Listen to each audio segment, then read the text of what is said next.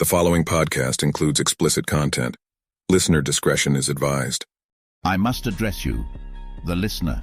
You're the person who chose to listen to this garbage. You've begun listening under the assumption that this was only a simple little baseball podcast. Little did you know you've now entered the HOTO zone. It's time for Heart of the Order.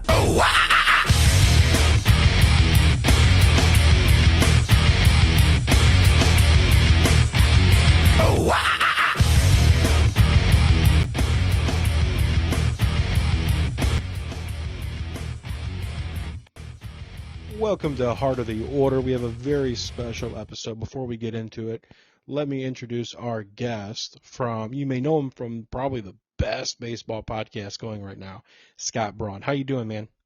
I appreciate that. I'm doing great. How are you doing? We're doing good. And joining me, as always, is my co-hosts, Mac and Richie. How are you guys doing tonight? Good. Oh, hello. So we did get some major baseball news, and there's some humor to it. There's some excitement to it. Kansas City Royals, Bobby Witt Jr., he is going to be a Royal long-term. Here's a fun fact. The Kansas City Royals have now given out a bigger contract than the St. Louis Cardinals in their history. Scott, that little tidbit there, do you find that kind of surprising? I don't. Only because the Cardinals operate in a controlled salary structure environment. So I think if you look before this, the Royals certainly weren't dishing out contracts like this either. So this is new for them. Should the Cardinals operate a little bit differently at times? Yes. But it's also hard to knock how much success they've had over the past couple decades. But I'll say no, because if you actually look at many of the extensions like this over the past 10, 15 years, often it's a small market team, right?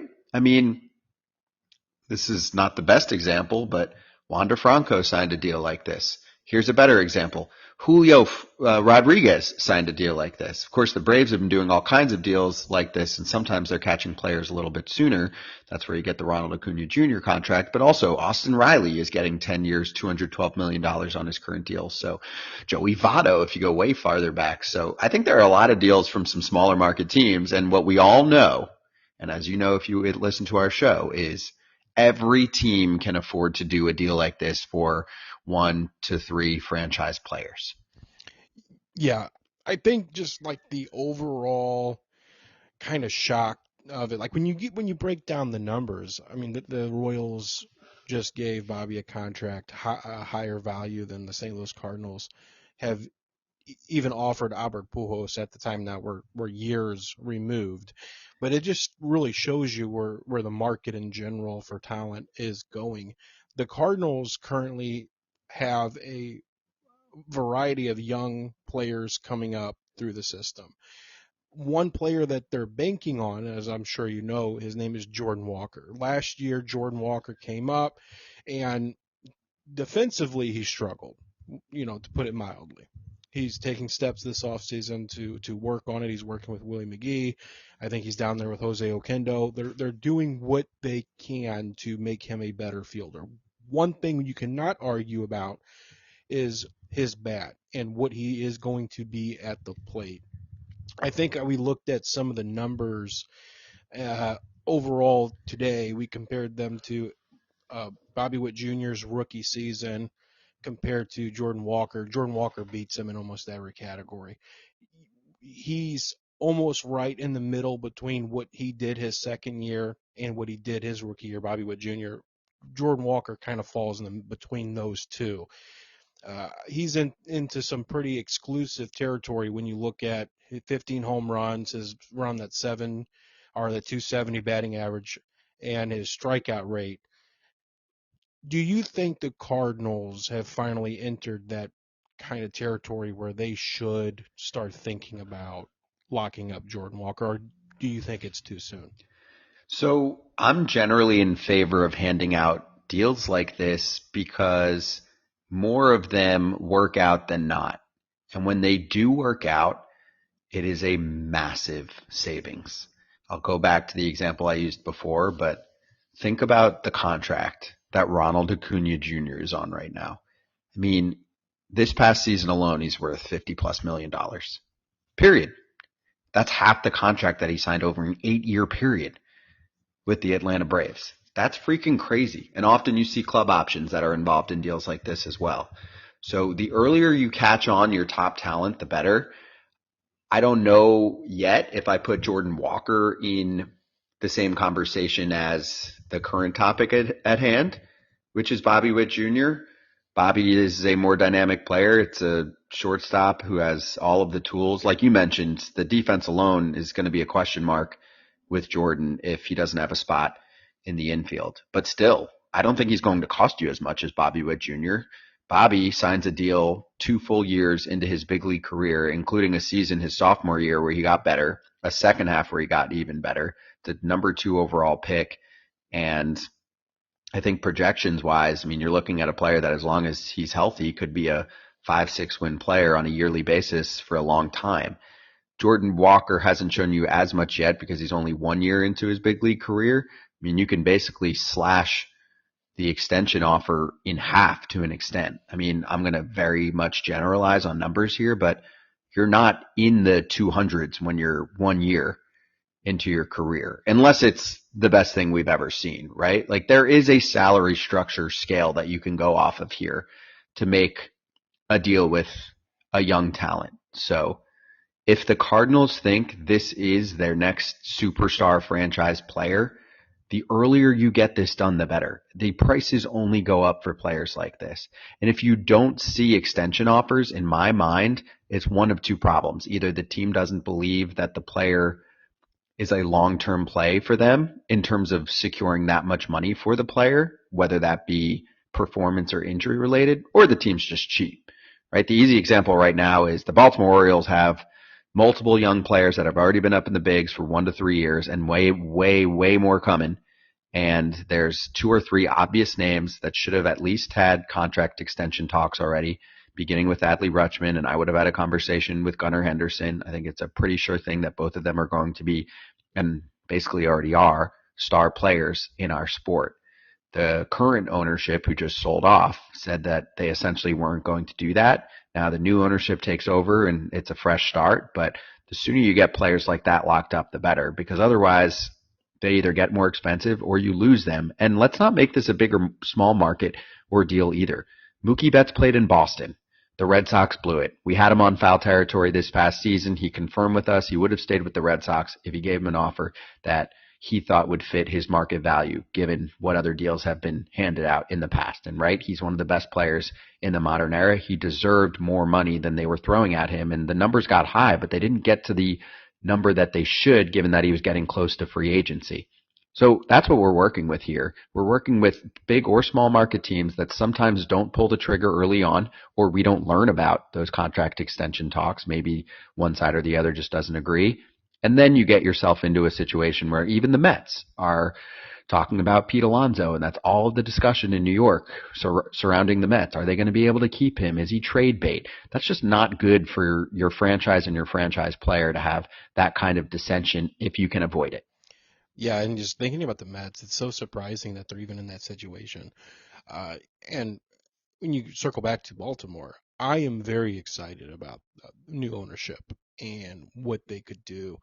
The Corbin Burns trade's good for us on multitude of levels, but it's also good for baseball. It's good for the AL East. It's good for teams that have gone through the depths of hell and have rebuilt to the point where they're finally giving that fan base not only a quality product, but then they're building around it. I know they were competitive a few years ago. I know Buck Showalter led them to, I believe, did they make it to the DS or the CS? Can't recall. I know they made it pretty deep when Showalter was there, but we're years removed, and we're years removed from the prior success that the Orioles had previous to that. So, like, I'm excited about that ownership. I don't know why the Mets are having a whole deal with Pete Alonso. It literally makes no sense. I guess from the standpoint of maybe rebuilding their farm system, like they spoke, and they're maybe trying to build something sustainable. Who knows? But they could spin their way through a rebuild and still sign whoever they want. Let's be honest. Out of any ownership in baseball, who, like you said, can sign anybody they want, Steve Cohen can definitely sign anybody he wants. So I think baseball in general, at least from my perspective, uh, I mean, I understand the TV revenue and all of that. There are people behind the DeWitts, speaking specifically for the Cardinals, that are kind of like the hidden figures within the Cardinals ownership. And we're talking about very, very, very wealthy people. Their skin in the game is almost less than you would expect. The Cardinals really do treat, I mean, this isn't a billionaire treating this like a hobby, right? Like they're running the Cardinals like a business. They have since the DeWitts took ownership. And there are a lot of benefits to that, but I think when you circle back to just what the fans see, and I don't know if you have a good read on Cardinal fanhood, Scott. I assume you do, but our frustration isn't about payroll. It never has been about payroll. The Cardinal fan in general, I believe, we're okay with being a draft and developmental type of organization. We're okay with that. But here's the thing, you have to draft and develop. The Cardinals have done a very good job offensively. I mean, we're producing Nolan Gorman, Jordan Walker, Brendan Donovan, Mason Wynn, who, we'll see what he can do, Alec Burleson. I can go on. We have come up extremely short on the pitching side, and the pitchers that we have developed, they're no longer in this organization. I think what the Cardinal fan wants to see is we're not wanting to go out and sign Yamamoto or Ohtani. We know we're not going to be keeping up with the Joneses per se. But I think when we look at someone like Jordan Montgomery, who's out on the market still, yes, he's represented by Scott Boras. He's going to get a hefty contract. But one of the things the Cardinals have done previously is they hand out big contracts to people they know. You have Dexter Fowler or Jason Hayward on the team for a little bit. You give him a contract offer that's pretty sizable. You have Matt Holliday for a little bit. You give him a contract that's pretty sizable. The Cardinals like to give out these bigger contracts to players they're familiar with. Jordan Montgomery, in my opinion, makes this rotation better, gives them a solid 1-2 in the NL Central that's admittedly pretty weak. And when you see the Cardinals front office even avoiding a deal that almost makes so much sense, I think that's what comes down to our frustration. Yeah. Question for you. When you look at the Cardinals offseason, how do you feel about what I just said? And then how do you feel about their offseason as a whole? Well, I'll tell you the biggest problem that I have. And when you track back to late last season and John Mozeliak talking about needing more swing and miss in the organization, do we feel like they have accomplished that? Actually, the move that made the most sense to me based on that statement, which is an accurate statement, is Keenan Middleton. It's like a small relief pitcher move, but a dude that has a killer changeup. He's using it more. He had a ton of swing and miss last year, a lot of success. That's a player I bank on and buy on, right, for a contract. I like that move. I mean, that helps the bullpen create more swing and miss. Obviously, you have some other guys that can do that very well, led by Helsley. With the starting rotation, when you hear that at the end of last season, and then the pickups, besides Sonny Gray, and I'm not going to say besides like it's nothing, but when the pickups are, Lance Lynn and Kyle Gibson, to me, if I'm a Cardinals fan, I know there's innings to fill, but I'm looking for some more upside. Kyle Gibson's a really nice pitcher who eats innings for you, but when there's not much swing and miss in that rotation as it is, that doesn't feel like the right fit for the regular season or for the postseason, right? When you're going to match them up against other teams if they make the playoffs, you're not going to feel great about what they have, most likely aside from Sonny Gray. And yes, we can talk about a Tin Kentz and some of the prospect artillery that could come at some point, but let's focus on the big league club, at least for now, and kind of some of the players that have been proven in Major League Baseball, especially come playoff time, because sometimes it's very hit or miss with a young player coming through. I mean, we saw some pretty good young players with the Dodgers last year, and their rotation kind of crumble once we got to the playoffs and they faced the Arizona Diamondbacks. So I would say that's where we should start with evaluating their offseason. I like what they picked up with Sonny Gray, although I do have pretty serious injury concerns because that's been a problem with him over his career. I just don't feel like it's a sexy starting rotation, and I felt like that's what they were looking into based off the comments late last season, which some people said, duh. Yeah. Where have you been? Most of the rest of the league has been looking for swing and miss for the past 10 plus years, more so than they did at any other point in baseball history. Now that gets amplified even more with shift restrictions. The better you can keep the ball out of play, the better off you're going to be. So when you add all of that up and I look at what we're dealing with in their starting rotation, I still don't feel great. I feel better than I did last year, but I don't feel great about what they're working with. I think the biggest thing that's playing to their favor is that the division's not getting much better besides the Reds. The Reds should take another step forward with their young talent. They added some arms, which I really liked. Like I very much like the Nick Martinez signing that they made. But the Cubs, at least at the moment, haven't done a ton. I mean, Imanaga, who I actually like, but they haven't even brought back Cody Bellinger yet, so I don't feel great about their offense. I don't feel like I look at the Cubs and say, oh, this is a better team. Right now they're worse in my mind than they were last year. The Brewers are definitely worse now that they traded off Corbin Burns. The Pirates aren't doing much for me still. I mean, they're in their rebuild, so they're doing another year of that, but they're not a playoff team. They're a pain. They're not a pushover, but they're not a playoff team. So you start to look at this division and you're like, okay, it's a winnable division. More so than, okay, the Cardinals really fixed the problems. Like, do you feel like suddenly you look at the rotation and you feel really good about it for the regular season and if they make a postseason? Yeah, I'm I'll let Matt kind of chime in on that, but just a quick little follow up what you said about Sonny Gray. I've been saying this. We've been hosting, little spaces, really talking about some of the Cardinals' moves. And, I keep saying the same thing and people hate me saying it because it's, I'm creating a bad omen, but it's the reality of the situation. If, gosh forbid, something happens to Sonny Gray, the Cardinals are in serious trouble. And when you look at the Chicago Cubs, more on that later. In fact, I've heard a few things. I'm going to get your opinion on it, but before I do go, really dive deep into that, I'll let Matt kind of follow up with some of those questions there. Yeah, no, Scott, as always, I appreciate your time, appreciate you coming on and talking a little ball with us. Do you think, looking at the broad scope of things, specifically with the Cardinals and some of the things that they were able to accomplish in their front office this offseason, do you find it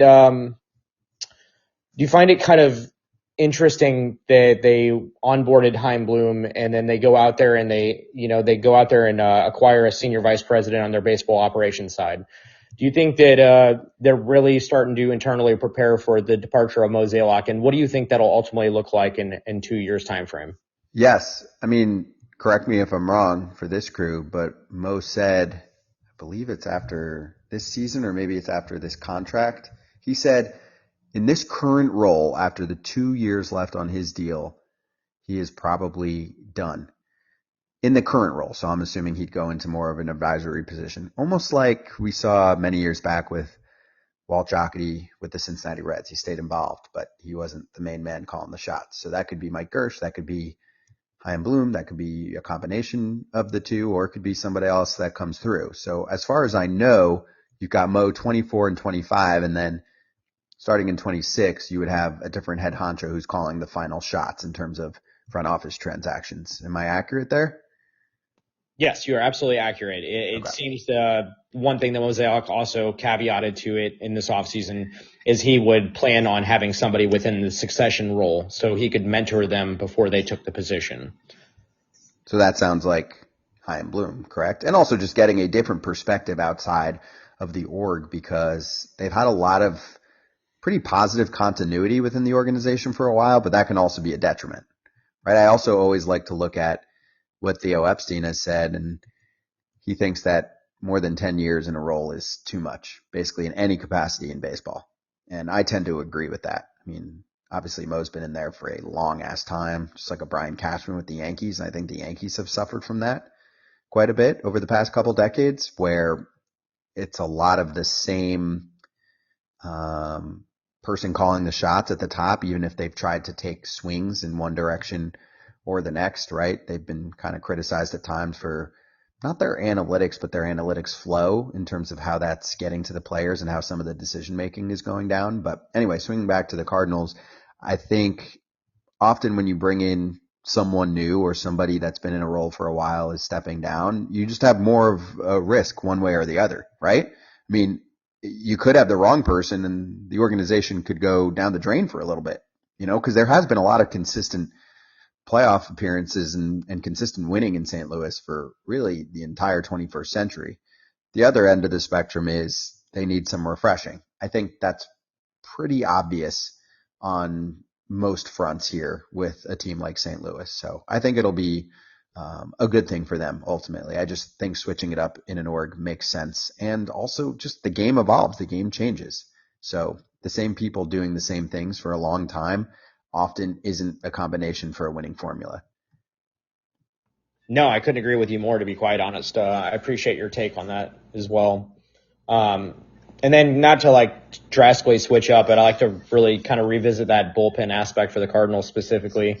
I feel like this is ultimately the mold that they're going to see themselves in. And I do put a lot of stock into some of the connections that were Chaim Bloom based, adding, Fernandez in, going out and acquiring Santos, who was scouted, Robertson. Those are all Chaim Bloom connections. But I really like the aspect because bullpens are so volatile in today's game. I like kind of going out there and taking low risk, high reward signings and kind of building your bullpen through that with some of your established guys to include Ryan Helsley, Giovanni Gallegos, Andre Palante, with some new pitches in his arsenal. So, do you think that this is something that, is going to be beneficial, throughout the season for the Cardinals? Is this a bullpen that could be shaped up into a pretty dominant one off the go? Yeah. I don't know if it's top 3 or something like that, but I think it's at a floor of average, which is what you're looking for. And the ceiling is above average. If you stack up their bullpen against the Braves, you'll realize why they're a step down from a team like that. But we're talking about the gold standard. On the other side, I know Fangraphs, we talked about it on Foul Territory today, ranked the Minnesota Twins as the top bullpen. You could see that, the variety, the upside.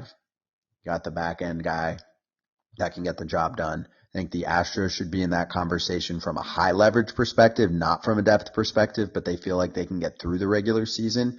And then come playoff time, often you're only using 5 relievers, sometimes 3 to 4 really is who you're relying on. So they can put their 3 against anyone. But for me, yeah, I feel pretty good on that front about what they've got. I mean, the Kittredge addition too. I mentioned Middleton, Gallegos and Helsley, assuming those guys are healthy. So, and Palante, like you mentioned, there's enough there. I'm good. I don't have any problems heading into the season. That's also something that usually you can acquire at the trade deadline if you feel like you're missing an arm on the bullpen perspective. I'll just point again to it's the rotation, and I don't know, I'm sure you guys have discussed it, but what your take is on the defense. It just took such a drastic step back, at least metrics wise, and eye test to an extent. I think the metrics ding them even more so than my eyes did, but that's part of the equation here is, I'm not watching every single Cardinals game because I cover the game from a national perspective, but they did take a step back on that front. And, the first thought is, is it just some dudes getting older? I know Arenado kind of slipped up defensively a little bit in the first half of the season and then got better on that front. But that was surprising given that they had been really strong on the defensive side of things for a year or two, right? Right. So I'll give you my theory on that just for a moment, and then I'll let Live and Richie go ahead and take the reins. But my theory is And it's something the Cardinals have truly addressed this offseason by national accounts and by local accounts. They felt like they needed an upgrade in their leadership within the locker room. And I think that Nolan Arenado and Paul Goldschmidt, while they were brought in to be cornerstone players to the Cardinals franchise, they weren't expected to truly lead. They had Pujols there, they had Molina there, they had Wainwright there. These guys just weren't, I don't feel like they were prepared enough. And when the losing started happening, things kind of spiraled out of control. And I believe that, they were conflicting with trying to be leaders and then trying to perform on the field. And we as fans casually think that that's probably, they should be still performing. But unfortunately, reality hits. And I think that was kind of like, your two cornerstone guys not having the best defensive years. Arenado was without a Gold Glove for the first time in his career. I think it just kind of affected them more so on the field. And it seems that it was reported as well this offseason that Arenado, his, defense deficiencies, had given him a lot of anguish at the plate. And we didn't see a totally focused Arenado throughout the year. I think that I really do believe that, the Cardinals just seen an anomaly. I think it was a smack in the teeth that they needed to kind of change some of the things within the organization. But I think the defense is fully capable of rebounding, and I truly expect it to be quite honest. And to kind of quickly add on that, you think about it, Scott. Think about how much money prior to last season that Arenado left on the table by opting into that deal. I mean, he could have got a significant pay raise if you looked at free agency the year prior and the money that was being shelled around. You had Xander Bogaerts making, God love him. I think he's an extremely well talent. Would I have given Bogaerts that contract specifically?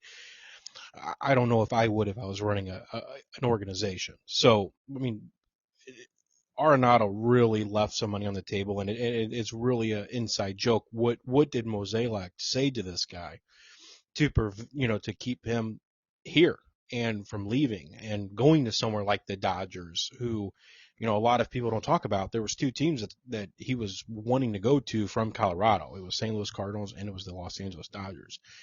They were on the list. So, the Cardinals did a really good job at convincing Arenado that this is the place for him.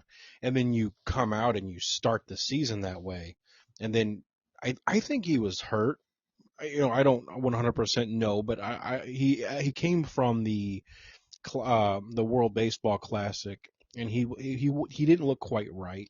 His stance was more opened up. He wasn't moving that swiftly, on the defensive side like we've been accustomed to seeing. He did have a new shortstop partner last year. He played more with Paul DeJong than he did the previous couple of years where he was mostly with Tommy Edman. I think that played a role. Nolan Arenado really called Tommy Edman the best defensive shortstop that he's played with on that side of the ball. And then last year he got paired up with Paul DeJong, and that's not a sly at Paul DeJong, but it's like line mates in hockey. You get used to playing next to a certain, their tendencies, their range. I think that was a little curveball, and then you knew if a ball was getting in the outfield, you were having problems. Walker was an issue. Burleson was an issue. He should never be out in the outfield. The Cardinals, by all accounts, are used. We were coming off on Schilt's second year as manager. We won almost every Gold Glove that you could give out. We almost swept the board, and then you just saw drastic step backs. So, in my opinion, I just think you had so many people out of position. You had some weird injuries. I do think the World Baseball Classic, I don't know if it played in as much as an effect as some of the teams are using as an excuse, but I do think it kind of played a role. I expect a huge bounce back from Nolan Arenado. I expect a bounce back offensively from Paul Goldschmidt. And I think when you put Mason Wynn over at short, Tommy Edman at center, and then plug and play Brendan Donovan wherever you want to put him, I think defensively the Cardinals are going to be closer to what we're used to than what we saw last year. At least I hope so, if they have a shot at competing for this NL Central. Yeah, because it better be tight, because, again, this is not a swing and miss rotation. It's not.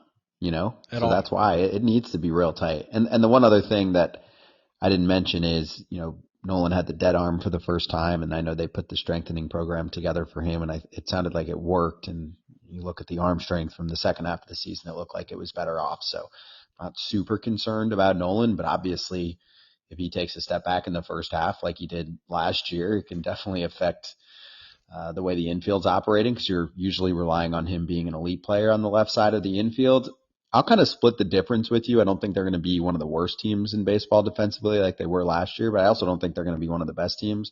And you're pointing to the outfield. No matter what Jordan Walker does, will he be better? Yes. Is he going to be even an average defender this coming season in the outfield? Probably not. So What you don't I'm want him to looking at be. them, defensively, and Wilson Contreras is never going to win Gold Gloves. Goldie's great at first; it's more of an aging thing, but he's great and makes a lot of picks for years that get unnoticed. Like you mentioned, obviously Donovan can play all over the place and play at least average to above average defense at every position. Arenado should be elite. Mason Wynn should hold down shortstop differently. I like, obviously, Edmund Manning center field out there, but I think it's a good defense. I think it should rank more mid-range. I don't think it's something that's going to consistently win you ball games and be the separator for them. But that's when I start to have problems, because I'm like, the bullpen's good. The starting rotation is not. The defense is okay. And the offense is, I would say, good and has a chance to be a little better than that. Yeah, It's a team that, in my mind, in baseball, looks very average right now. I'm curious what some of the win projections are. I'll check them out, but my guess would be they're right in like the 83 kind of range. yeah. I mean, they're not loving them. I do think, and not to push back, I think the Cardinals, and I may sound very homerish, but I think if you have Nolan Arenado playing up to his capabilities, I think if you have a bounce back season from Paul Goldschmidt, which I'm not 100% convinced that it's going to happen. I haven't seen Paul Goldschmidt catch up to a fastball the way I know he can since September of his MVP year. I mean, this has been a steadily decline that I don't think is talked about enough. But if he can have that bounce back, and you can have Nolan Gorman stay healthy with the back issues, if you can have Jordan Walker step into a sophomore year, there's a lot of ifs and cans. I get that. But if everything goes right for this offense, and we see Wilson Contreras for the full year of the second half, Wilson Contreras we got, I think this offense has a realistic shot at being an elite offense. Truthfully, the rotation, no. Bullpen, up in the air. What I've been saying is if you can have a rotation and a bullpen that may not win you games, but they don't cost you games, I think their offense can win them quite a bit of games. Mm-hmm. And I know it's not the greatest thing in the world, and you're not going to want to go into the playoffs relying on that. I do think it can win you at least with 80 to 85 games over 162, and you have to steal a couple to become a 90-win team.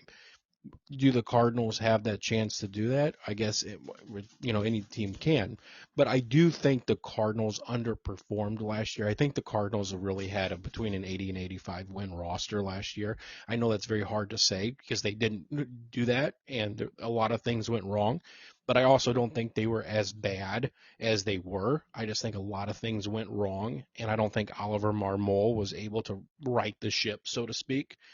So I think if they get off to a decent start and they can build momentum, I think they're going to, instead of underperform, they have a good shot at overperforming, which is really what the Cardinals have done in their past. They've always kind of overperformed, especially that second half. They're a second half team. If they can get back to doing what they have done in the past, I think this is a playoff team. They're going to have to make moves at the deadline. They're going to have to add to the starting pitching, or they're going to have a young guy step up. But I am a little bit more bullish on them than I was entering the season last year. Okay.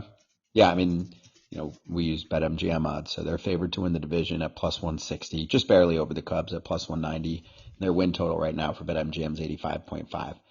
I'm just going to agree to disagree that I just feel like it's a very mid team this coming season. And even if they do, like you said, exceed expectations and take the division or make the postseason, it's hard for me to see this current roster winning a World Series. Would you guys agree? Oh, absolutely. I would not put them in as a World Series caliber team. They're not in the same league as the Phillies, the Braves, the Dodgers. Obviously, we're Sure. talking about just an upper echelon of talent. I would put them on par with the Diamondbacks. Like if the Diamondbacks are a team that can make the World Series out of nowhere, I would put the Cardinals in that basket. Now I would say at current value, I would take the Cardinals lineup over the Diamondbacks. I would take the Diamondbacks rotation over the Cardinals. I think they contrast each other, but as far as talent level and expectations, I see them as very on par with each other as far as what they can do this season. I don't, and I'll tell you why. I think you can make a case for somewhat similar bullpen talent. I'm fine with that. I think you can even try to make somewhat of a case on somewhat similar offensive talent. Okay. The starting pitching to me is such a glaring difference. I mean, I'm fine with Sonny there, but after Sonny, I've got four guys at least in Arizona's rotation that I'm putting before anyone else in the St. Louis rotation. Gallen Kelly, Eduardo Rodriguez, and Brandon Pfaadt. Yeah, I mean it's fair to say I think the rotation is vastly different. I just think the offensive wise, and we'll have to see, what Carroll does in his sophomore season. I mean, Sure. he's an elite player, but I don't think there's anything about it. But I do think just number wise, and again I'm bullish and I'm a bit of a homer. I think the Cardinals are going to have a top 10 offense, and they have to. That's the reality of it. The Cardinals will have to have a top 10 offense if they're going to compete in the National League. Regardless of what their pitching does, regardless of how solid their bullpen is by throwing numbers at it, and I do love the Middleton signing. I remember and I'm not afraid to share this. I couldn't get a name, and I got a tidbit that the Cardinals were nearing an agreement with a reliever. I could not get a name. I was hoping you could get a name, Yeah. and it came out. Middleton was one of those names where I heard a connection, but I really thought the Cardinals were sniffing up the Ryan Brazier tree. I thought that was the move. You had the Hein Bloom connection, but I almost like Middleton even more. Eh, I do like what the Cardinals have done with their bullpen, but I do think that if they're going to have a top, I think they're going to have a top 10 offense, and you may disagree with it, but I imagine you probably agree that they will have to have a top 10 offense if they're going to compete at all. 100% agree with that. The offense has to shine from the jump, too. I mean, obviously, there was a slow start. And then I do believe in different aspects of a team sometimes not lining up, and the Cardinals definitely fell victim to that, right? So you had what was it, 10-24 start? Yeah, Something like yeah, that. it was around that mark. They started off hot. They had a good series with Toronto, but there was a lot of red flags. Yeah. But even I think it was Chris. No, who was it? Somebody on the Toronto. I forgot the pitcher. But he almost said he said this is going to be a deadly offense. It was like the second game of the season. He got nickeled and dimed, and he's like, this lineup is deep. And it's like after that compliment, I mean, that's how you start the season. You got the Toronto Blue Jays, who were a powerhouse going into the American League. They were a very quality team, and they're complimenting your lineup, saying this lineup is deep. You're like, okay, this is going to be a solid year. But then, the rest is history. Yeah. And then, so it's 10-24. Then they go on the 11-3 little run. The offense, I think, was carrying that. And then you just have the mixing and matching where it's like, all right, the offense fizzles a little, and then the pitching's holding up, and then the reverse. All right, the pitching's falling apart again, and here comes the offense, but we're losing 8-6 games. It was one of those years where something was right, but something was really wrong at the Yep. same time. So they never were able to put together another run after that 11-3 run early on in the season, from what I remember. So, yeah, I'm with you. I mean, they should be a better ball club, but I'm lukewarm on their offseason. Well, let's put it that way. I like what they did. I don't love what they did. Fair enough. Rich, you got anything, bud? Yeah, I'm going to jump into a little more personal question, but I love the show, big fan. I just wanted to ask, who's the dream guest and who's your favorite guest you've ever had on? Oof. All right, so let's see, dream guest, and I'll just pick from our top of the line list here in Major League Baseball of who's left to bring on that we didn't get yet in almost a year's worth of foul territory. Yeah. I'll go Bryce Harper, because I think what's happening with our show is when guys come on, you're just getting a different temperament, a different answer, from some of the superstars. So Pete Alonso's poop homer story that goes super viral, Mookie Betts talking about those offers with the Red Sox, because he's talking with his friends. He's talking to Brock Holt, and Pete Alonso's talking to Todd Frazier. These are former teammates, so you get that personal connection. Even Mike Trout, I think, has a relationship with Frazier, knows Kratz. We have those two on for that particular show, and I just never had heard Trout talk like that. So that's what stands out to me. So Bryce Harper, I think, is next on that list because we've had many of the others in terms of the top, 10 or so names and faces in Major League Baseball for the past 5 to 10 years. As far as best, Pete definitely is up there for me because as it is, he's a really good interview. He's kind of quirky. So I thought he was great. Yeah, Mike was great. Mookie was great. If we're picking on the big boys, there's plenty too in the mid range or even the, backup role where you bring them on and you're like, oh, this guy's awesome. I didn't know about him. Some of them we try and bring out. You guys, I'll hit home for you here. You guys know Lance Lynn well, but Lance Lynn hasn't had a platform where he could be himself. So we've had him on, 10, 12 times, almost once a month over the past year.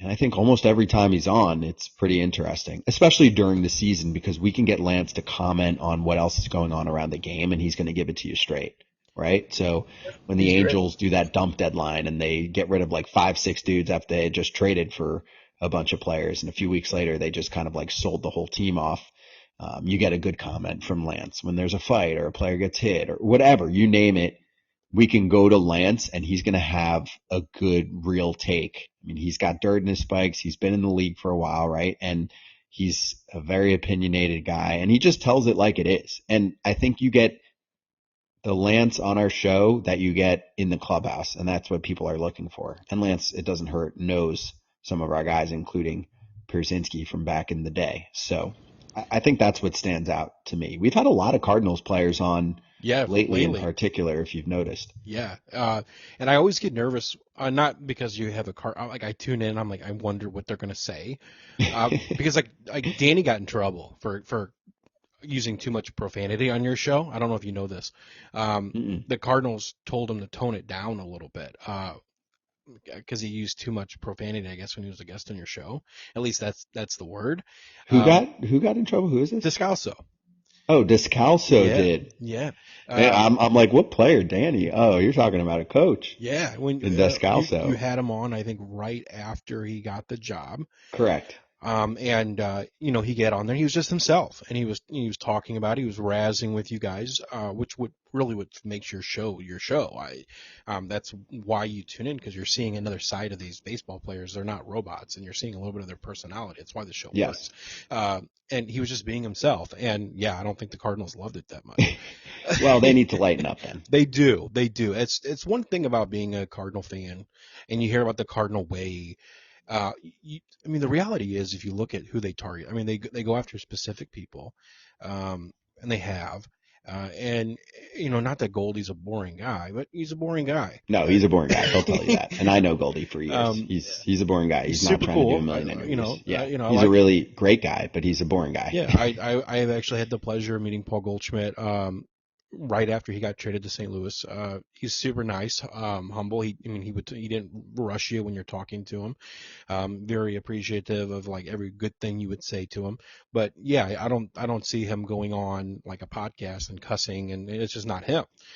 So like the Cardinals have like this mold of player they really like. And so like when you step outside that norm, it's like they don't like it. It's weird. Yeah, and I'll tell you this. There's one thing I'm noticing with a few of the teams that are built more rigid. I think they need to loosen up because that's what the modern player is looking for. And there's a comfort level that makes it easier for young players to thrive and for older players to feel young again, if that makes sense. I put the Cardinals and the Yankees in a similar boat where it's been so businesslike for so long and that worked for a long time, but I don't think that's the right present model. So I think letting players be themselves is very important. And if Descalso or anyone else that comes on our show is not offending anyone, then I don't think there's any conversations that should be had, because then you're just putting something else in someone's head that they don't need to think about. It's hard enough to play the game. Let them be themselves. If there's a real problem, cool, address it. But even with some of the Yankees, the example for me is, why don't they have a home run celebration? I get that there's certain traditions. Even we can talk all day about the facial hair situation, but the fact that they didn't have like a uniform, fun home run celebration that they could go to every time. Yeah, we didn't come either. on. We didn't either. Okay, well there you go. Yeah. And how many teams didn't have one? I would say like 25 out of 30 probably had a unique home run celebration. Changed them as the season went on, and that's fine too. But kind of go along with the game. Clearly, that's what a lot of players are enjoying doing. It plays well to the camera. What is wrong with doing that? I'll bring up a team that's had a lot of winning, the Los Angeles Dodgers. They can keep it pretty tight sometimes, but at the same time, I've talked to many young players there, and they say, when I get there from the jump, if I'm goofy and want to have fun, like I'm Kike Hernandez years back and I want to dance in the dugout, no judging. Nobody's telling me don't do that. We don't do that here, right? He's not affecting anyone else. In fact, he's usually like infecting more energy, or whatever the right word is there. I mean, he's bringing energy to a team, and it's just fun. It's a cool tradition, and it gets guys excited because the game can get monotonous even for the best of them when you're going through it, whatever you want to call it, dog days. It's good to keep it light. So I think some teams need to lighten up, and telling a player that he can't say, I don't give a shit a couple times on a podcast or on a digital show is too much nowadays. Yeah, and I agree with you. I think the closest thing the Cardinals had last year, I think Burleson bought a hamburger phone and they would open it up for a home run call. Yeah, that was still just like a minor thing. There was no really dugout celebration, and the Cardinals have been like that forever. I mean, even when you go into the TLR era, the Matheny era, Matheny was a very hard ass. Yes. And then you had Mike Schilt, who's a little more loosey-goosey. I think Oliver Marmol's a bigger hard ass than Schilte was. At least that's the perception. Not that, I think there's some players that like Ali. I know him and Tun had a little thing. I don't think he was the only one. I think I think I don't mind a manager being openly and honest. I don't. I think sometimes it can be refreshing. But I am also old school in the way where it's like keep it in house, and I think Ali could do that a little bit more. Uh, there's some people that love it. I mean, they like the manager coming up to the press conference and just spilling it and explaining everything he saw in the game. I mean, there's people that clamor for that. I fall on the opposite side of that. I think there's some other ways you can handle some things, and I know O'Neill said on your show that at the end of it, bygones be bygones, and right. But and much respect to him. I think whether he feels that way or not, I think the answer to that question, I don't know if he could have done it any better. No, and I think there's a double standard there that doesn't exist in many other spots. If you are going to call a player out publicly, then I don't think you can be so tight with rules on players. You know what I'm saying? Like, yeah, hey, we're going to be transparent, but you can't. It's not good for the game. It's not good for the player's brain. You feel like tight and like you have to think about everything that comes out of your mouth. That's the other thing. I mean, I can relate to this. One of the only things I can relate to with a major league ball player is I can see them thinking, certain players, when they answer questions. And you don't want that. They have to do that every single day. If you're a good player, even in St. Louis, where obviously it's not as much media as it would be in, LA or New York, but there's still plenty of media there, right? And someone's coming up to you with a camera, you do have to think about what's coming out of your mouth, right? So yep. If you're then on top of that worried about things that you shouldn't be worried about saying, it's just one more thing that, causes stress in your life that shouldn't cause stress in your life. The reason I can relate is, I mean, I used to work for the league, right? So I had to think about everything that came out of my mouth. That's just not how I work as a person. Now I'm doing that for hours a day. It's a little bit different, but at the same time, it is so freaking liberating to not have to think about every single thing that I'm saying. You're still thinking when you're talking, but you're thinking with your true thoughts and not with this acting, as many players will say, cookie cutter or vanilla answer, right? Many players say, I just go into like the just doing what I can, taking it one day at a time bullshit mode for much of baseball media.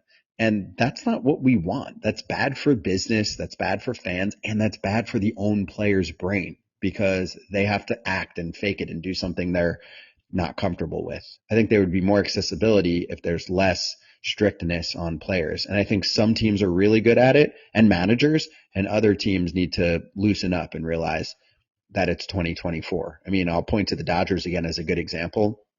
Mookie Betts continues to come out of his shell and show us how much personality that he has. And I guarantee you there will never be a time that the Dodgers are going to step up to him and say, hey, Mookie, I think you're doing too many interviews or you're being too transparent.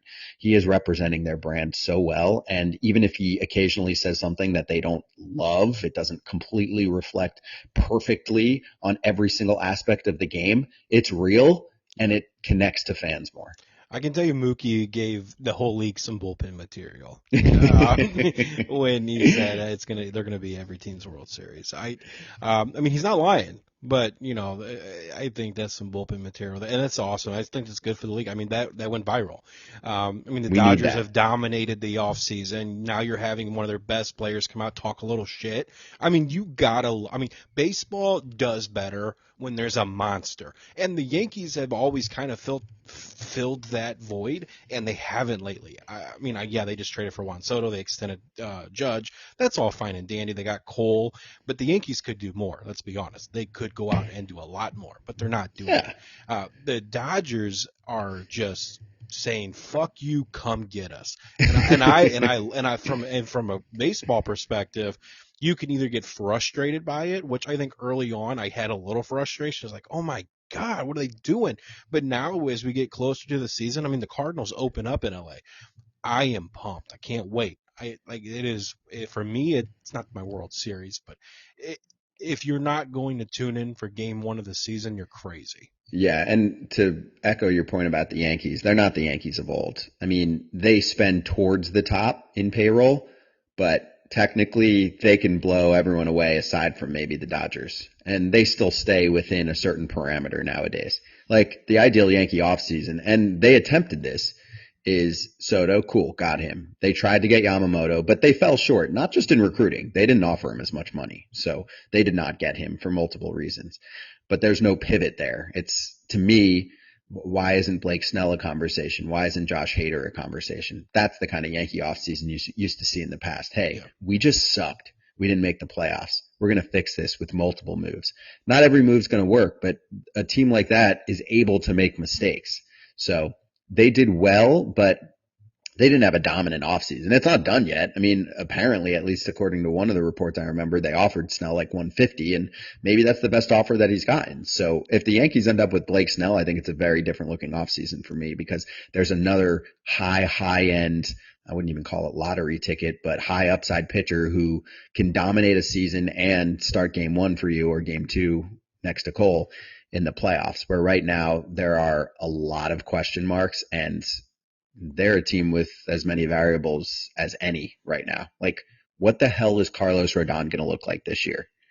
He could look like a 2 or he could look like he doesn't belong in the league. That's the variance that you get with him. And usually not belonging in the league has to do with injuries. I mean, he's had a lot of injuries in his career. The Yankees medical staff has kind of passed a lot of players through that other teams probably wouldn't pass through or just wouldn't recommend investing in. And you can look back to a Frankie Montas as well. But there's been quite a few cases lately where the Yanks have taken chances on players that have had long injury histories and it hasn't worked out for them. We kind of talked about, and I you said it best. I couldn't really, disagree with almost anything you said. We're on the same page there. But when you look at, we were talking about kind of cultures, and when you look at Cardinals loosening up and other teams around the league are a little looser, some are tighter. Let's talk about the Chicago White Sox for a second. And I think it's important because the Cardinals just brought on two former White Sox. And I do think that there was a slight interest in Dylan Cease, but we all know the price, and the Cardinals aren't going to pay it. And so far, a lot of teams haven't paid it, and it looks like they're going to keep him till deadline time. But I remiss. There are a lot of, and I don't know what you've heard or what you could share. I'm sure you've heard a bunch of stuff you can't share. But when you look at the rumors that have come out of the Chicago White Sox, I think Middleton said there's people sleeping in the bullpen. I think Lance Lynn had his own opinions. That's on the far end of the spectrum. When you look at Lance Lynn and Middleton coming into because he went to the Dodgers, and then Middleton went to the Yankees, so they kind of went into a little bit more formal organizations in general, and now they're coming to the Cardinals, which are a very formal organization, and it seems like Middleton kind of prefers that. At least everything that he says, that's his more preference. He wants rules, he wants culture, he wants there to be repercussions for players if they don't do certain things. So you do have players that gravitate towards that. I think Nolan Arenado is kind of like that. Goldie seems to be kind of like that. So when you look at those two specific players coming into a new environment, I know you're super high on Middleton. You think that was a good signing. You like Lance Lynn. You think he's a solid 5 on a good rotation, or 4 or 5. Do you believe that just changing teams can make a player better? Oh, of course. 100%. I mean, we see it all the time. And you're talking more about a culture attitude perspective. The bigger change is when a player joins an organization and they unlock something. And that could be a player that's already been told some direction from one team, but they're not taking it yet. And then you get kind of a kick in the ass when you join another team for whatever reason. Or you just say, hey, I want to listen to this group. I didn't want to listen to the last group. Or they offer you something else to consider. But I mean, that's the number one key to a pitcher turnaround, right? We see it every year. There's usually at least 10 to 20 significant cases of a player joining another ball club and being a completely different animal, right? I mean, the Rays are the easy example organization, but look at Robert Stevenson. He had a slow slider. He goes to Tampa Bay. They're like, hey, let's make that a hard slider, basically a cutter. Let's use that splitter more. We like that. All of a sudden, a dude who's been floating along for a long time in the bigs, used to be a top prospect, ends up as a relief pitcher ultimately, and now heads over to Tampa Bay from Pittsburgh and shoves. Low 2 ERA. Dude got paid 3 years, $33 million this offseason. I mean, that's one of many, many examples. You just mentioned Ryan Brazier, right? Ryan Brazier got cut by the Boston Red Sox. Great he goes point. to the Dodgers, and there's always a reason for it for the most part. Hey, cutter, let's run it. I mean, I guess I got two that have a similar story here. And after he gets cut by Boston, he goes to LA and he has a 0.70 ERA in 38 2/3. And this happens with hitters too, where they make a tweak. But with pitching, it's usually like pretty obvious to point out what changed for them. And that could happen with demotions sometimes too. Like Grayson Rodriguez is a good example with the Orioles. I mean, he's one of the top pitching prospects in the sport. And you're like, whoa, he is struggling when he first comes up, gets optioned in late May, makes changes. A lot of it had to do with the pitch mix. For example, actually, again, picking on the same pitch, it's a cutter. It was getting torched. They're like, yeah, we're going to ditch that. He was throwing it like, I think when I had looked it up, 15% of the time against lefties. Comes back up, not doing that anymore. Mostly fastball changeup, a little bit of the curveball more often to left-handed hitters, and all of a sudden he looks like a number 2 starter. So anyway, long way of answering your question that I believe culture and some of that matters, but I think the bigger difference for a pitcher is the game plan, the catcher you're working with, the pitching coach and pitching department that you're working with. That matters. The White Sox just had a perfect storm. There wasn't enough talent, there wasn't enough depth, and there was a massive culture issue from top to bottom. So they cleared house, kind of. I mean, in terms of the two decision makers, Ken Williams and Rick Hahn are gone. The only the only kind of counter I'll make is I would have gone completely out of the organization. It's no offense to Chris Getz, and he's doing what he can to kind of completely turn over the roster, but I mean, they're going through a mini rebuild right now. They just did a rebuild for a long time and basically had 1 or 2-ish winning seasons out of it. That's just not good enough. It's really hard to sell a Chicago fan base on another, 4 to 5 years of absolute trash. Like, I just don't believe in that model. I mean, I know it's the easiest way to come out on the other side with a winning product, but that just sucks. Congratulations. Yeah, You've actually really finished good listening insight. to this bullshit. I'm one of those people where I look at a player changing organizations, and like in my mind's eye, I get it. Like, it makes sense. Okay, I can see different production, different coaching, but it's almost like, was it the change of scenery, or was it just they didn't want to be at that particular place? And I guess for me, it what am I trying to say? We've seen Randy Rosarena. We've seen what happened to Adolis Garcia. I'm not going to lie to you. I've made a little bet on Tyler O'Neill winning an AL MVP because I think he's going to crush this year. I if he think he's stays on going the field. to too. And it's contract year. It. Yep. He's going to have a monster year. I just know it. And I just seen it time and time again. It's like, is it just a change of scenery? Is it different coaching? Is it preference of not being where they are? And because we're humans. Here, I'll jump humans, you for right? a quick sec to ask you a question based off what you're saying. Yep. Knowing what Randy Rosarena and what Adolis Garcia are on the field, not just the talent, but like the style, are those Cardinals players? No, and I think that's one of the reasons why they're gone. Yep. And I think it's an inside joke in St. Louis that the Cardinals got rid of Randy A because of him filming the dugout. And I don't think there's 100% stock in that, but do I think it pissed them off? I do. Like, I do. And Adolis Garcia, I just think it's talent evaluation, but if he was more in a closer mold, would they have paid more attention to him? Sandy Alcantara, they didn't even have him pegged to be what he was going to be. Zach Gallen was on your show and almost laughed at some of the things the Cardinals wanted and expected from him. Yes. And to a degree, I think the Cardinals have this preference, and I think it costs them at times. Tommy Pham, I think, is a really good center fielder. I think he is better than some of the outfielders that the Cardinals have brought in over the past 6-7 seasons. And I'm not talking about their current outfield, but some of the names that we've had. I mean, I'll even include Harrison Bader in that, and what he ended up becoming. I might have took Tommy Pham and the solid production that he had, but he was a very vocal person. Tommy Pham's a little edgy. He had a lot to say in a Cardinals magazine about the Cardinals. Who does that? Tommy Pham does that. And again, that's someone who doesn't fit the mold, and he's no longer with the organization. The Cardinals have a history of doing it so much you can't even deny it anymore. Yeah, it's a problem. It's a problem, though, in today's game. They're ruling out too many players by wanting them to be what they think they should be, when often they need to be able to be themselves.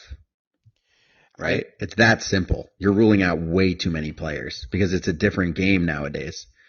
And if you can't feel comfortable in your own skin in a game or within an organization, hey, I like to talk a little bit, or hey, I like to dance, hey, I like to have fun. And the Randy situation was really easy.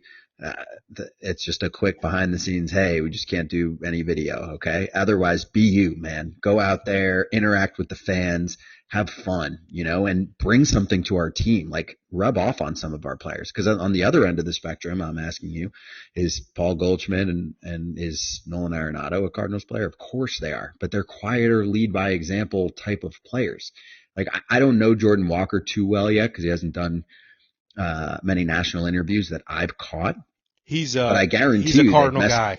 He's a Cardinal guy, right? So he's already kind of quiet. And then they kind of messed with him in the beginning of the year. They had a bad game plan for him. However you draw it up, it was a bad game plan. You don't want to bring a guy up like that, send him down when some of the external numbers that we're used to don't look that bad, and then bring him back up. He's also, dealing with a different position. There's a lot going on there. There were some pretty badly botched situations last year at the beginning of the year. Of course, we talked a lot of Cardinals baseball at the beginning of the year. We launched a Foul Territory show that has two of our main hosts as longtime catchers in the bigs that are very outspoken, and the Wilson Contreras situation pops up. Our show was able to be a good focal point right from the jump, because you've got two catchers that will actually speak openly and honestly about what they think is going on. And even since then, I mean, obviously we've had many players on to talk about it, but I mean, we had Jack Flaherty on the other day, and he actually apologized and said that he felt like, they placed too much blame on Wilson back then. But again, you look at the situation, like,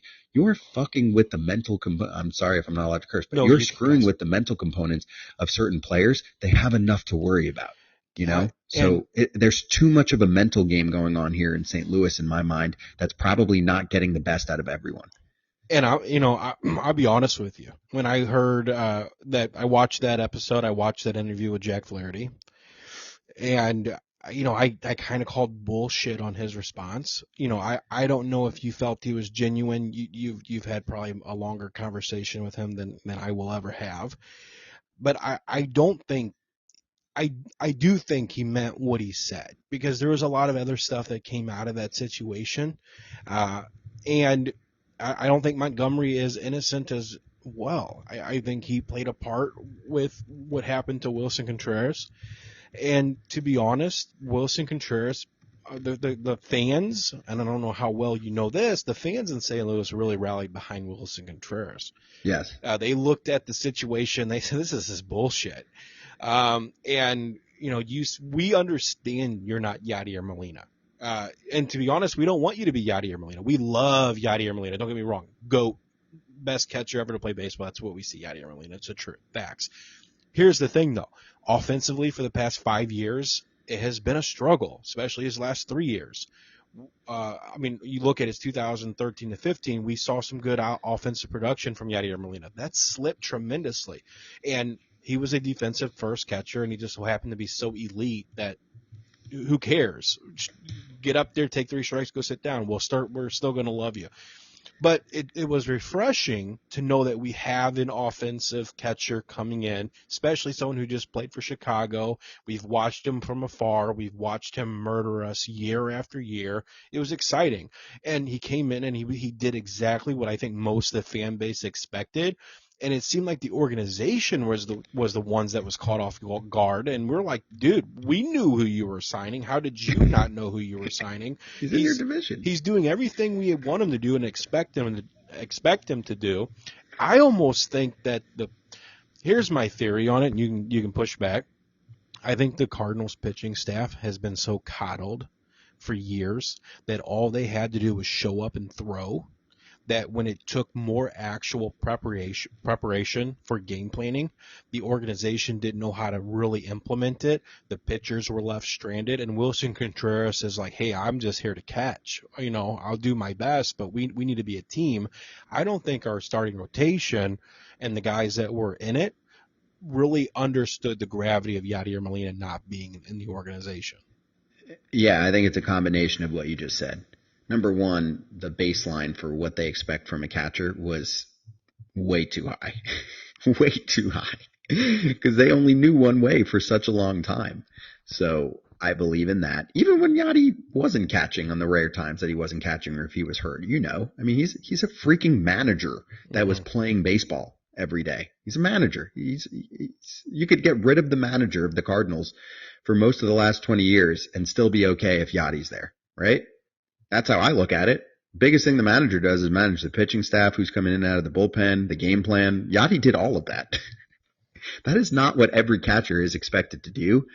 And on that front, Wilson Contreras has been kind of below average. It's not terrible. He's not a disaster, but it's going to look really different. I mean, it's like dating someone who's super enthusiastic and does everything for you, kind of plans everything, and they do all the talking on double dates, and then you date someone who's pretty quiet, and you're just like, wait, is he how everyone is? It's a completely different person that you're dating at catcher. So the one other thing that stands out that did feel like it had some truth was, I think Michael Kay was the first person to call it out, the that, there were some pitches being called at times that weren't there. I think there were just some isolated cases of that. But again, I mean, Yadi's never going to do that. So if you saw that once or twice, it can become a whole story. But it did sound like that actually happened a couple of times. So he had some trouble maybe picking up on everything from the jump. But can we make the case that maybe they put too much on his plate because that's what they expected catchers to do? For sure. Just a couple more things. I'm going to have Mac finish it up, and we'll get you out of here. We've already had you for an hour, and we appreciate it. Yeah. You think, is Yadi a first ballot? Oh, my gosh. It's funny. When Beltre just got voted in, I'll take you back to my days working for the League Network. I remember there were so many times where I'd be on like an MLB Tonight, and whoever I'm on was like, Beltre is a first ballot Hall of Famer, and I don't care what anyone else says. And in my head, I'm going, man, I need to start my own media company. If that's a hot take, what are we doing? We are so far behind. That is like the most vanilla take ever. Obviously, he's a first ballot Hall of Famer. And I put Yadi in the same sentence. Like, I don't even think it's a question. I think you get so wrapped in certain statistics, it doesn't matter. I mean, for someone like him, I don't give a crap what anything looks like. He's a Hall of Famer. There's no doubt about it for the position that he's playing. It's not even close. So it's the same thing. And if I had to guess where I used to work, they probably brought that up quite frequently. They did. I mean, I was still there, I guess, technically, for his last season, which was a couple of years ago.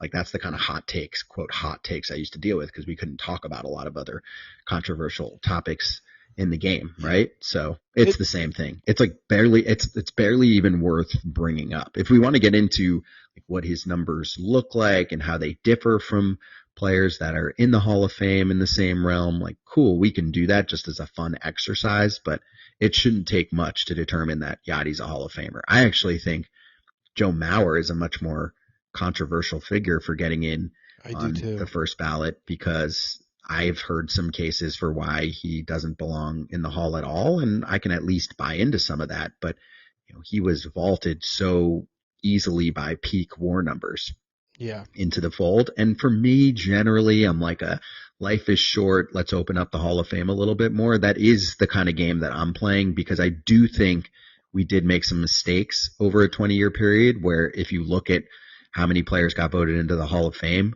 during this century, it has lacked compared to how it used to be. Yeah. So I don't think that we're voting in enough players consistently, and I think writers are starting to pick up the pace there again. What Joe Mauer does, though, is he does open up many other conversations in the past that didn't get much play. Johan Santana on the pitching side, and the guy who he caught, right? Jorge Posada. I mean, I'm sorry, like, he wasn't a terrible defender. I watched his entire career. Could you make a case that he was a little below average? Sure, maybe, although he's a winning catcher. He won a lot of World Series titles. That matters, too. We didn't have the same metrics, and also it's really hard to kind of qualify what kind of game calling is going on. So I think his defense is fine. His offense definitely puts him in. So I'm like, and he won many titles. I'm like, what am I missing here? That is a Hall of Fame catcher. If Joe Mauer is a Hall of Fame catcher, I'm sorry. There's no case to be made there. So I think there needs to be, some backtracking from those era committees that will look back. So anyway, long way of answering. Super easy to say Yadi's a Hall of Famer. It's not even a question, and he will get in first ballot. I agree with you on opening up the Hall, too, because I look at someone like Jim Edmonds, who 1 year done, and I think that's a crying shame. I'm a big believer. I think Bonds should be in the Hall of Fame. I think Alex Rodriguez should be in the Hall of Fame. I don't, that's a whole nother topic, taboo. Yeah, and that's when you get the Royd conversation going. But you have a good point on Edmonds. AJ Przinsky, who I'm next to every day on Foul Territory, brought up a good point of another former teammate. He's like, what about Torrey Hunter? Because I'm an Andrew Jones guy. I think he belongs in. But then he goes, let's take another step down and look at, or not even a step down in his mind, but let's look at Torrey Hunter. He's like very strong offensive numbers for a long period of time. And he said in his mind, that was the best center fielder that he ever saw during his era, which is kind of like right after the Andrew Jones era. And we're not focusing enough on certain positions. Not every position's the same. Shortstop, catcher, center field, those are premium positions. My gosh.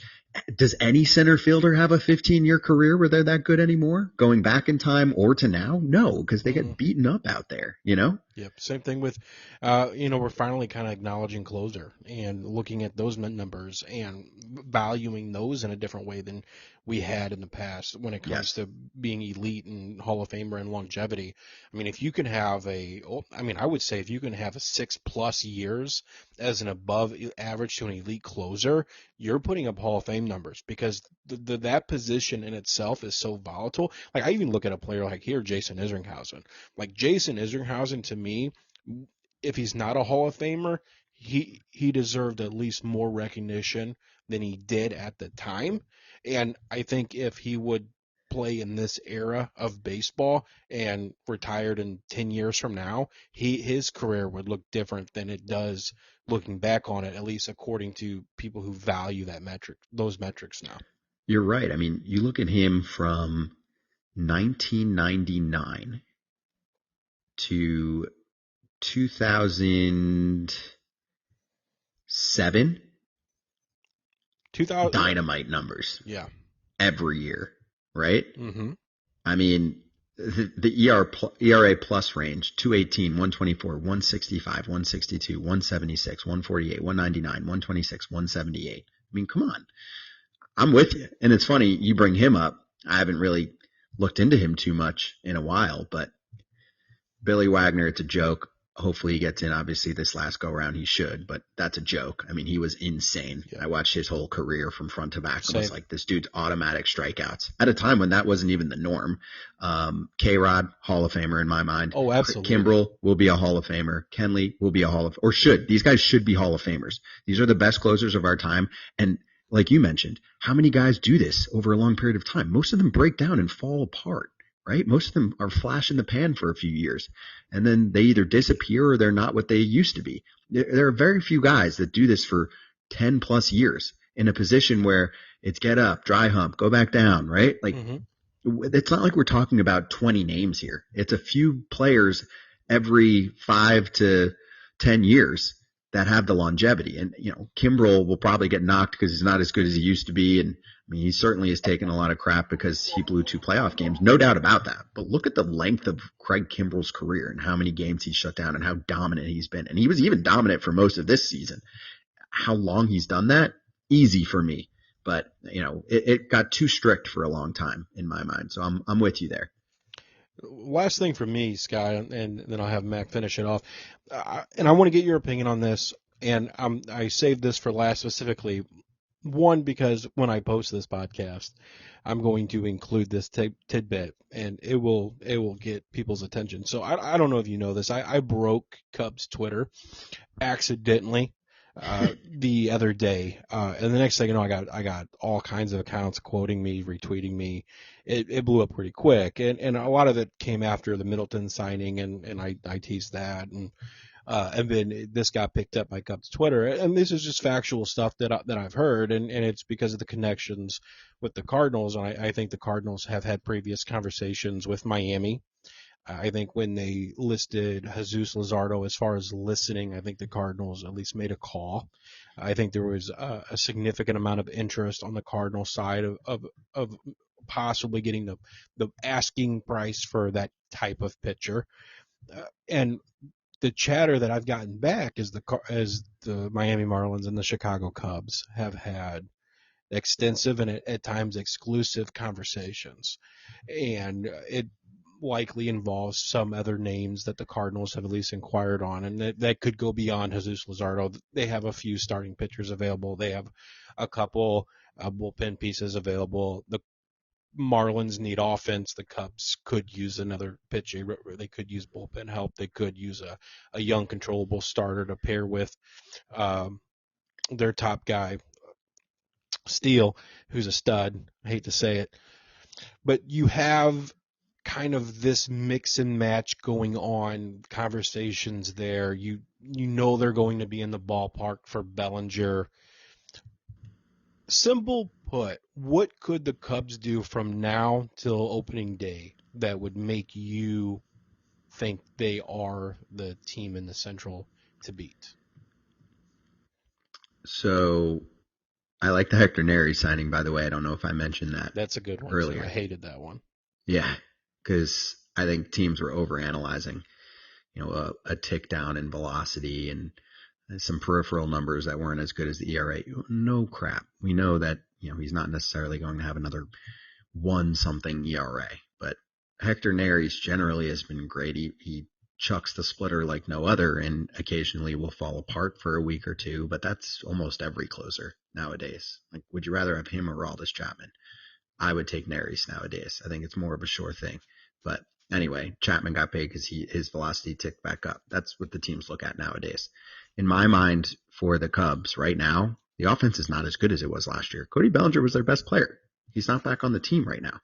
It's not really much of a replacement for him if you're looking at the free agent market right now, correct? No, I mean, it has to be Bellinger. Yeah, it has to be Bellinger. In my mind, I mean, some of the other opportunities, like, hey, if you wanted to make a case for Juan Soto earlier this offseason, cool. That would have been awesome. But, and you can have Crow Armstrong in center field. But, I mean, Juan Soto got traded already, so you missed the boat there. Yeah.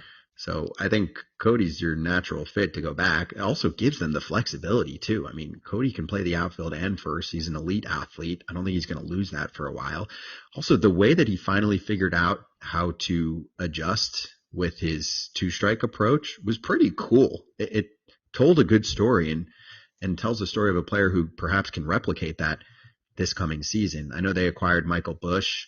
I think the Dodgers were concerned about him not being able to handle high velocity in the minor leagues if you look at his numbers. So that's the concern there. If he adjusts to it, maybe he puts up numbers like he did in the minors. That would be great. If not, it could be a train wreck. And then you have Cody Bellinger as insurance there too. So it makes too much sense on a number of fronts. You just have the ultimate stare down going on right now with the Cubs and with Scott Boras. But I mean, let's say they don't get, so he's going to be on my wish list. He's going to be number one, right?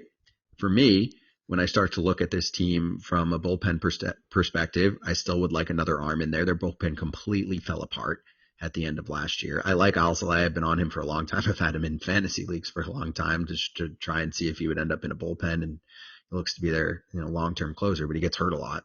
So that's where Neris can jump in. But then the bullpen will start to thin out. I mean, you had some guys that emerged that you hadn't seen do that in the past, like a Mark Leiter Jr. coming off a career year. So I'd like to see a little bit more there.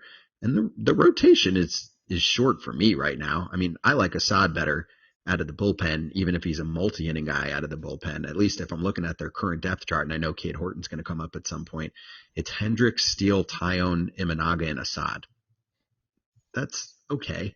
It's not great, right? No, So, and I'm not that high on Imanaga. Like I maybe it's just Cubs bias in me to think that they are, and I think the contract ended up being good. But as far as like him in that ballpark, I don't think is going to be a great mix. I could be wrong, but it seems like they're flirting with a little bit, taking a chance there, just to say they signed someone of significance this offseason for the rotation. I don't know if they picked the right guy. no, I like him. I agree that the ballpark is not a good fit for a guy that's probably going to give up quite a few fly balls. I think the mixed scouting reports on him are as different as I've heard in a while, right? There's some people that don't even know if he's going to make it as a starter, and then there are others that are like, I think he could be a 2 or a 3. I mean, that is a really, really wide variance for someone like him. So I'm cool with taking the flyer on someone like that. It's good money. It's not crazy money. They're paying him back-end rotation money. Yeah. So I'm okay with that. But are they better? I mean, also, remember who starred for them for the first few months of the season? Marcus Stroman. He also is gone. Mm-hmm. Kyle Hendricks is another year older. Is Justin Steele going to be the same player, or did they figure him out a little bit with the 2-pitch mix towards the second half of the season? Tyone is, in my mind, like a 3 or a 4.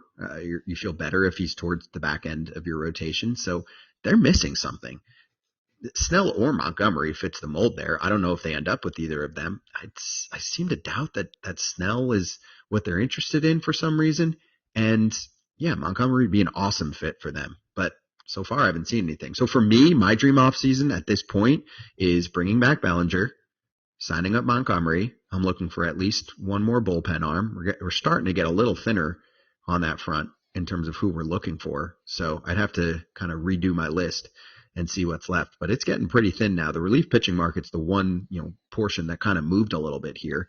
I'm fine without a DH. Like, I don't need a Soler or a JD Martinez for this team because I do really like Christopher Morel, and I don't know if he's going to end up working out as an everyday position player, and I do think he can hit. So I'm fine with that. But that would be my ideal offseason, is bringing back Cody and signing up a starter. And if for some reason you don't bring back Cody, can you kind of make that case with a Matt Chapman over at third base? That would be my other, look, because right now, who's playing third base every day for the Chicago Cubs? Yeah, I just imagine a Bellinger signing, and then, if the talks with Miami reach another level, whether that be, if we're going crazy and say it's like a Jesus Luzardo starting pitching and they're willing to trade some of that depth in their minors, or even just like getting an AJ Puck for the bullpen, which I think would be a quality play for Chicago.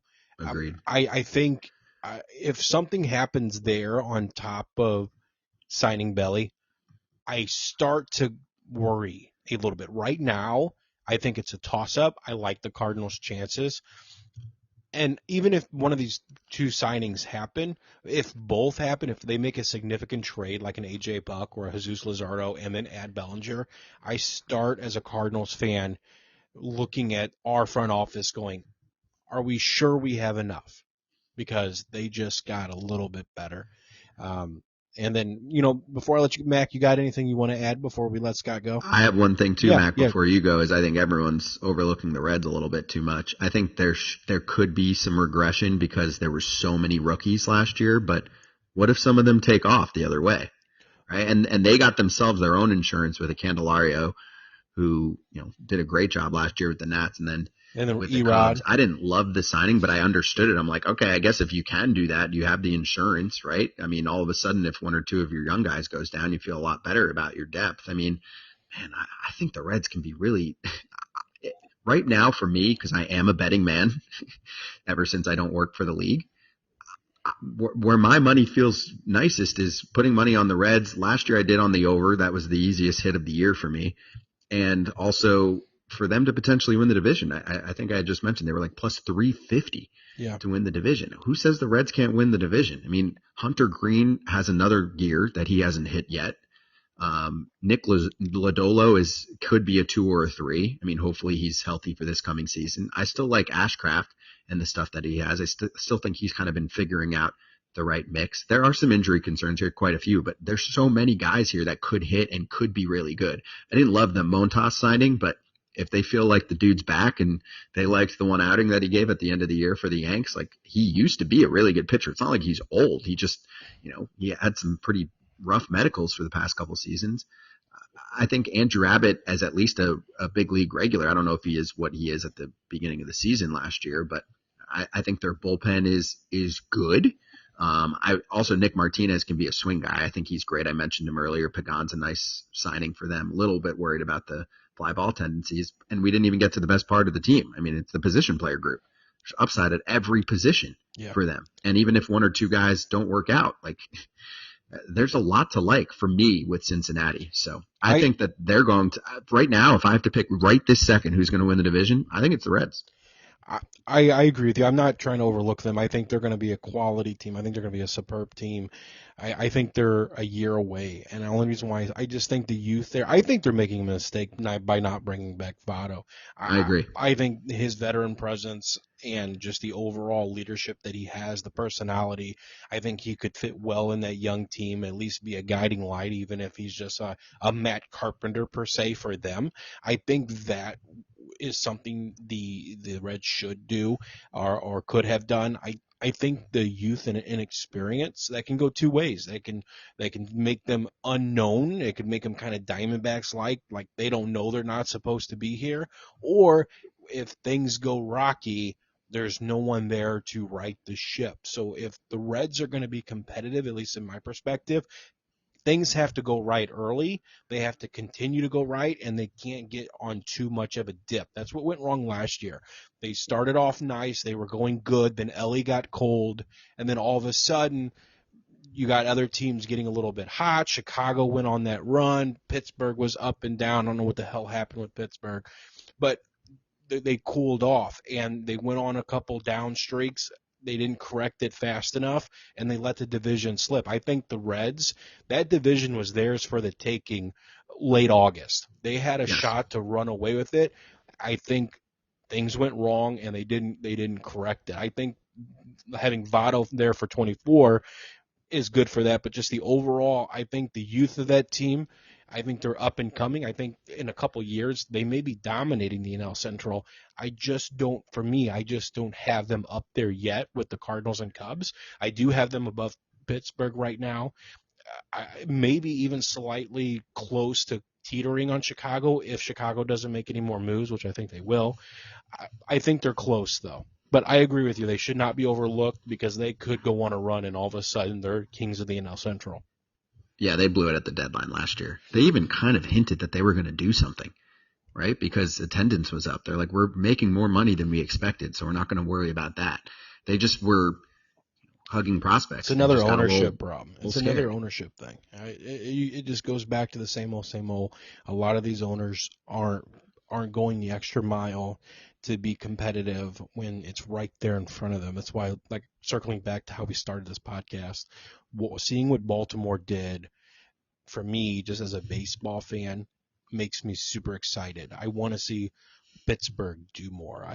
I think the Cardinals were at their best when they had the Houston Astros going toe-to-toe with them in the NL Central.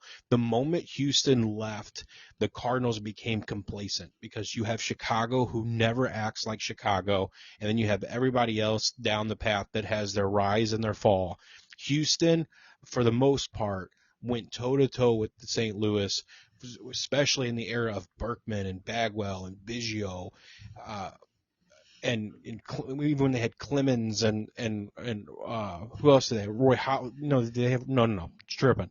But you're spot on. I know what you're saying. The reason that's going on is both Centrals, AL and NL, are just feeding off each other's mediocrity. The Twins last year did nothing at the deadline, and they said, well, we just improved ourselves because everyone else sold. So we did nothing, and that was a win for us. That's like a really crappy way to look at how you're doing business. Correa has to hate it. He has to hate the situation he's in. Like, he couldn't even help it. His medicals, and then he had to fall back. If I'm Carlos Correa right now, I'm just looking at my situation, what happened, my physicals. I'm grateful that I had a team trust me and give me a contract, but then I'm also looking at the team and their actions, and I'm like, what the hell is going on? Yeah, and look at the Astros. They went out of their comfort zone, and they picked up Josh Hader this offseason.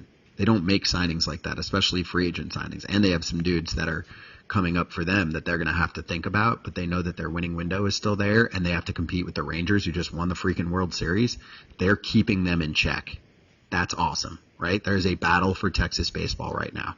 Yeah. There's a lot of mediocrity going on in the AL and the NL Central. The Twins have had, in my mind, a massively disappointing offseason. This is a team that's ready to win right now and capable of winning a World Series, and they're heavily favored to win the AL Central, but I'd have a hard time seeing that team win a World Series.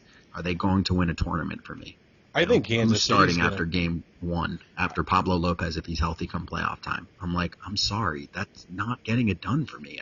It's so annoying that they're just looking around and going, well, our division sucks, so we don't have to do that much, and hopefully we'll be able to get what we need at the deadline. Like, you don't have they have a playoff bullpen, but I'm like, is this a World Series winning team? It's everything clicks right. That's how some front offices are looking at things nowadays. Yeah. Seattle's doing the same thing. I mean, they're being instructed from ownership that they have a chance at winning a World Series, so that's good enough, and let's leave it that way. Yeah, Seattle for me is just an organization in itself that, I mean, they're 2 moves away from being a real contender, and they just refuse to make them. They have enough. Juan Soto should be on the Mariners right now. There's no reason that they couldn't beat that offer from the Yankees. They have way more arms. Oh yeah, I mean, you include Wu in a package, just starting Easy. There, or Logan Gilbert, and there you go. And I'm still under the. You don't even have to trade Gilbert. He's too much of a part of the big league organization at the top of the rotation. But yeah, I mean, dude, Wu alone, I think for Soto would have gotten it done versus the quantity that the Padres picked up in a Yankees deal. Right? What's a better situation? None, and you might call me crazy, maybe I am, but I've been under this belief since the offseason started. And not to go off on a whole other tangent, but I'm just enjoying talking baseball with you. Yeah. There is a really firm belief in me that Blake Snell would take a significant hometown discount to go to Seattle. And if the Seattle Mariners really wanted to get something of significance on the offensive side, and they were, for example, willing to make a Logan Gilbert available for that piece, and I think they would be able to go out and sign Blake Snell, and I think it would be significantly cheaper than any other team could sign him for. I think he's going to gouge any other team that he can, rightfully so, 2-time Cy Young winner. But if it came down to taking a hometown discount, I really do think Blake Snell would give one to Seattle. And the thing is, I mean, they're not signing him. I know. And there's been a lot of talk from M's fans like, do you think we could do it? He wants to go to here or wants to go here. And I'm like, well, it takes two to tango, and the Mariners aren't spending like that anymore. Their payroll is maxed out. That's what they have been told. I'm saying Jerry DiPoto. He has been told our payroll is maxed out. Anything you want to do has to be addition by subtraction, right? We have to chop off payroll to add. I mean, I know they added like a slight amount of payroll with the Jorge Polanco ad, but they're pretty much at their cap at this point. They are not ready to take on an extra $30 million. I mean, Shohei Ohtani would have considered the Mariners. Think about it. I mean, they could have made a pitch and kept him. At many points in the past couple of years, the Mariners came up as a potential destination for Shohei Ohtani. Ohtani didn't consider Seattle because they didn't want him. They didn't want to pay for him. The way that ownership is operating right now is mind-boggling, and we have destroyed them from a business standpoint this year because they were going through this weird TV situation where the main provider, Xfinity, is making the Mariners channel route cost more for subscribers. So the ownership group did exactly what you shouldn't do in business. They said, we might lose some money on this, so let's backtrack. And it's like, wait, do you want people to keep the subscription and pay the premium tier so that they can watch Mariners games? Because the way to do that would have been acquiring someone like a Juan Soto. Then all of a sudden, how does anybody in Seattle say, well, now I'm canceling my subscription? I mean, obviously, I get financial situations, but it wasn't like this isn't a $20,000 increase. Like, this is $20 for the length of the season. You're talking about an extra like $100 for the year, right? I mean, it's certainly not great. It sucks for certain people, but it's like if you go to 3 Mariners games, go to 2, and then you get all of them on television for the rest of the year with the price hike. The best way to tell fans F you is to say, actually, I know we've been, quote, saving up for years and we went through tanking already, but now we're just going to backtrack a little bit because we feel like our profits aren't going to be as large as they were in the past. That is a gross way of doing business, and that's not why you own a team. I know that that's how half the owners in the league operate, but that really sucks. So we've really kind of resonated with some fans in Seattle on foul territory because we have called all of that out, right? We've called out the 54%. We've had on the Cal Raleighs and Ryan Divish, who does a great job covering that team, like real talk out there because he doesn't work for MLB.com, right? He can say whatever the hell he wants, and there is a lot of scrutiny that should be going on out there. And most of it should be directed at ownership. Like Jerry DiPoto has to take the hit, and he said the weird-ass comment, but most of it's on John Stanton and the ownership group. I mean, they duped fans. That's what they did. They had them buy into this narrative for a long time. They were going to save up, and then when they got to this point, they were going to strike. They didn't do it last offseason.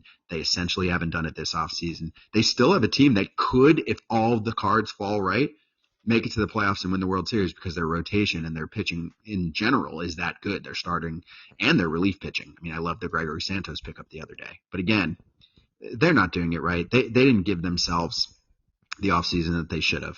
It sucks. 100% agree. Mac, you got anything before we get Scott out of here? No, man, I really enjoyed the baseball talk tonight. Not just the Cardinals, but like all over. We kind of touched on a lot of different subjects. And Scott, I want to thank you again for the time that you've given us tonight. It's been awesome. This has probably been some of the most fun that I've had talking ball in a little bit. Thank you, guys. Yeah, total pleasure. I love getting into it like this, as you can tell. So we do it every day. And if anything, I take a back seat, if you notice, if you check out FT as much as I can, because most fans want to hear from those players, especially the guys we have are, for the most part, they're pretty well informed on what's going on. So I just kind of fill in the blanks. I like to try and provide front office / fan perspective, a little blend of both.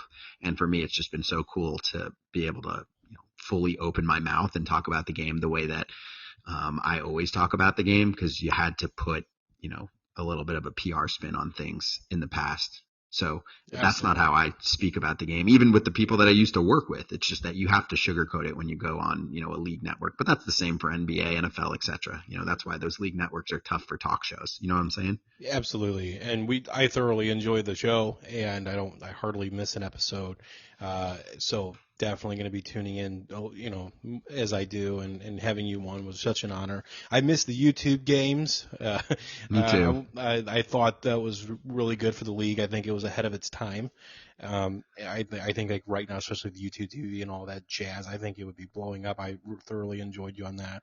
But yeah, overall, dude, thanks for so much. You gave us way more time than I thought we could, and we'll have to have you back on again for sure. Yeah, happy to do it again. Hit me. We'll have a good therapy session during the season, whether it's positive or negative. I hope that the starting rotation is absolutely thriving, and then you guys can bring me on and just shove it and be like, see, these dudes are outperforming. We're good. Offense is clicking. And then on the reverse, if it's pandemonium, you can hit it. In May, I'm here for it too. And we can all just kind of shit talk everybody and say, all right, we need to blow this up and get some new, leadership in here. We'll get we'll do a deadline show. Yeah. As much as I hope that happens, so I can just talk shit to you, Scott, to be honest with you, man, I'm still rooting for your success. Dave said it best earlier, man. You guys have the best, you have the best content out on baseball right now. There's no secret. It was a pleasure, not even just talking just Cardinal specific baseball tonight, but just to see your broad overview and the way you perceive things as just a general baseball, fan. It's pretty awesome to see it. So thank you again for your time, man. Thank you, guys. Obviously, you know everything there is to know about Cardinals ball, so you do your homework, so it's fun to talk about. But really appreciate it, and yeah, happy to do it again. So appreciate the love for FT and for anyone still with us at this point. Hopefully, there are some that had a good time listening, but you can catch us every day. Congratulations, you've actually finished listening to this bullshit.